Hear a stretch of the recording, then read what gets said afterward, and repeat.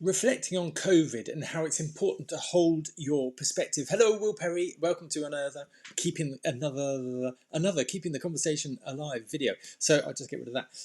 So this is I was obviously reflecting on COVID and the last year.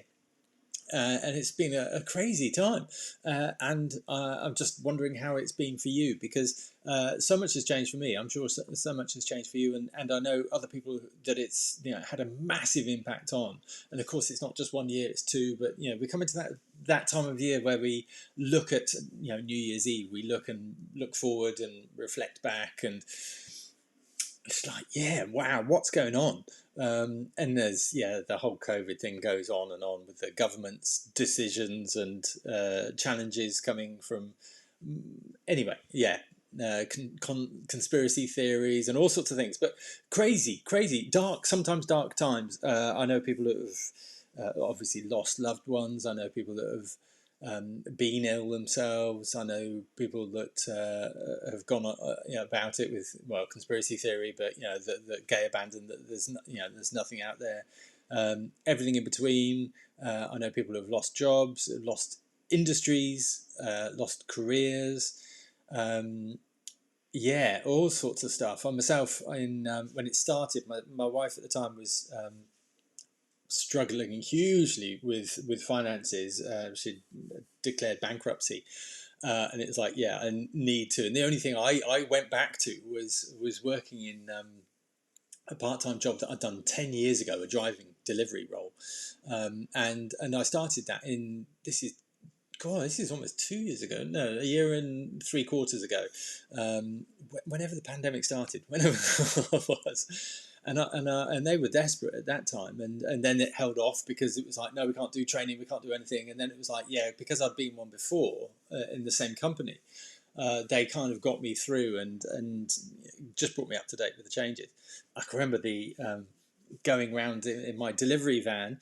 When it was first happened, actually the fear factor and the 21 days later, is it the zombie apocalypse land of being on the road with nobody else on the roads apart from other delivery drivers, and we were all like waving in shock.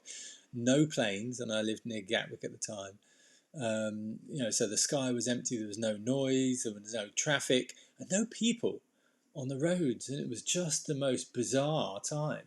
And I'm in a generation that hasn't lived near a war. I was looking at something on the Falklands War the other day that I kind of was aware of, but kind of Middle Eastern stuff, and I don't feel like we're a generation where we've experienced something like a wartime, really close to us. I mean, experienced it. Yet that kind of zombie apocalypse-ness of the fear of COVID, that was scary. And I didn't want to get something and give it to my girls. I was worried about my kids that were asthmatic, or the two that are asthmatic. Real fear times. But as it went on, and there will come some people that joined in actually around that time, that there were people that worked in this company, people that worked previously in the promotion industry, the travel industry. There was a horse. Gosh, what was he? A horse coach who worked and trained Olympians that were in horse trials and horse jumping. But he couldn't get to any horses. He couldn't travel. He couldn't, it was all going online. But he needed something to keep. Anyway, it was interesting people that jumped into the role. But it was weird time, absolutely weird time.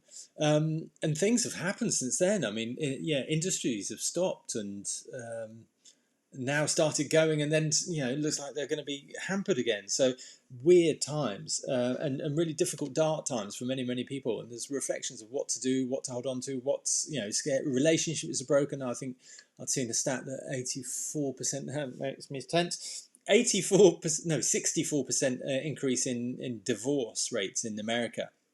That's one report I've seen. I've seen depression rates, the highest, sparked out of beyond all records.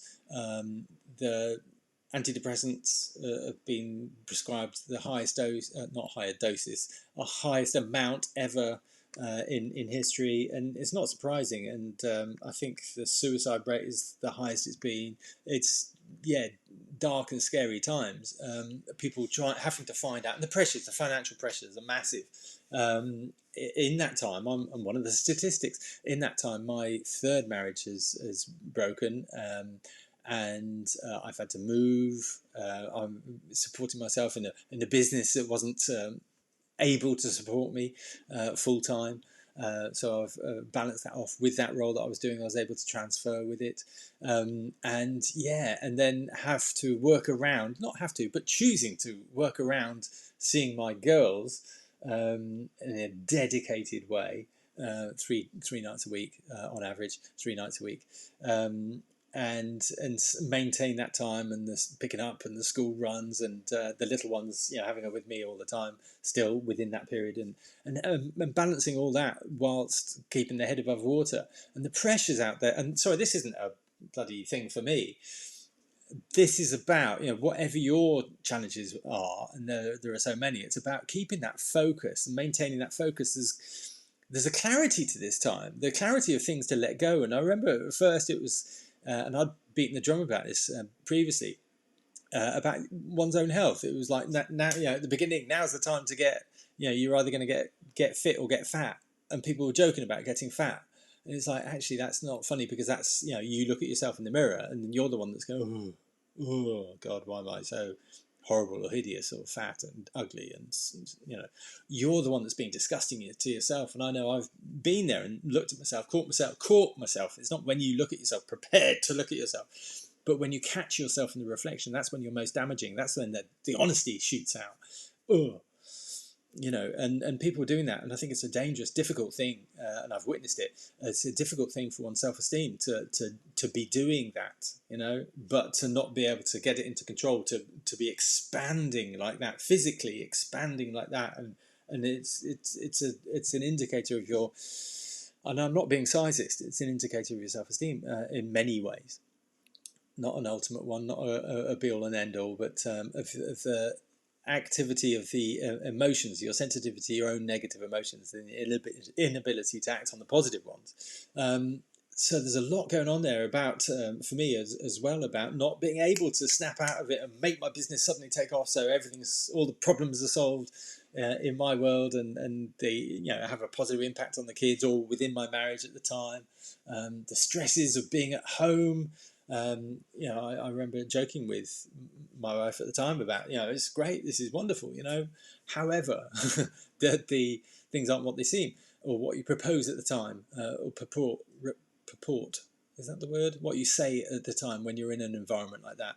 The stresses at home it's like were really difficult, and it was really difficult, but you don't see things more clearly until sometimes you're out of them, or different things change. So the clarity is really important. The clarity of these times is really important.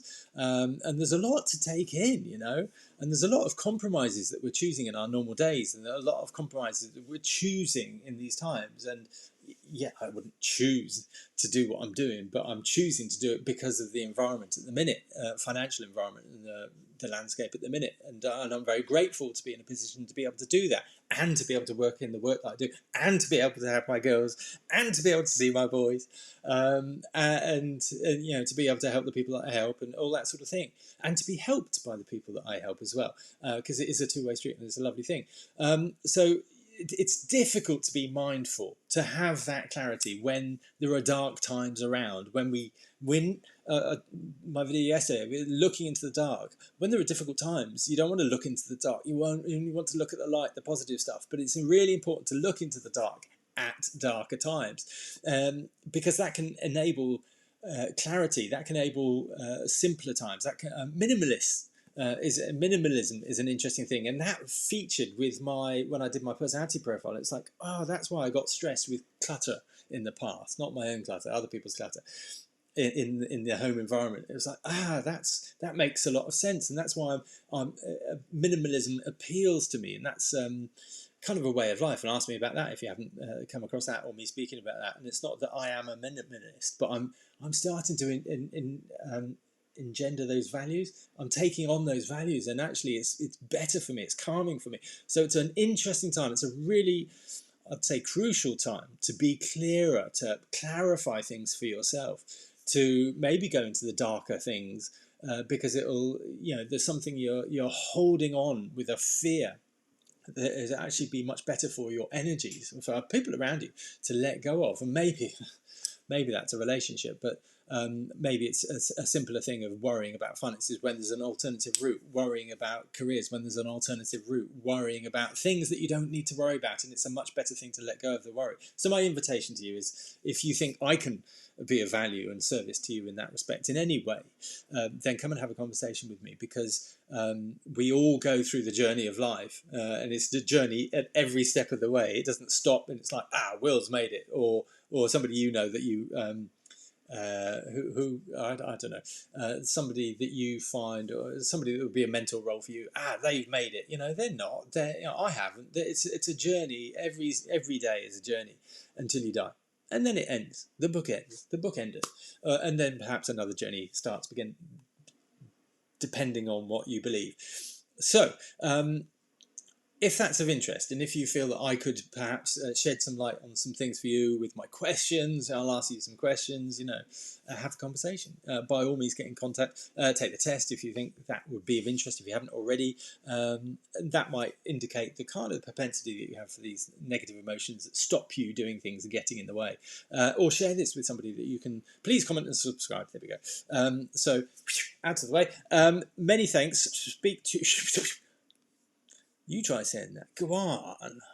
Speak to you soon, and have an awesome rest of the day. All right, bye-bye.